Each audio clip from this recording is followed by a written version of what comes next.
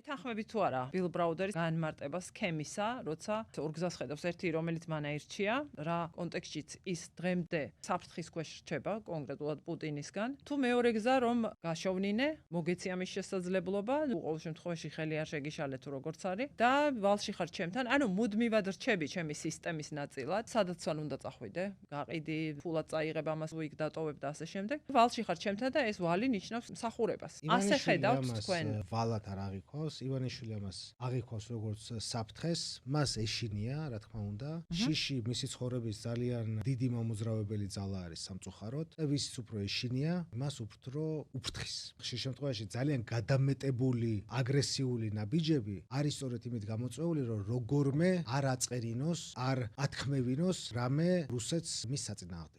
ანუ რომის პაპზე დიდი კათოლიკე გამოდის ხშირ შემთხვევაში. როგორ უნდა დაუჯდენ მოლაპარაკებაზე ადამიანს, რომელზეც იციან, რომ მეორე დღეს გავა და 180 გრადუსით სხვა რამეს გააკეთებს. მისი არც რუსებს არ ჯერათ, არავის არ ჯერათ მისი. რა იმერჩება ისევ რომ მასთან იყოთ მისცემდით? კი.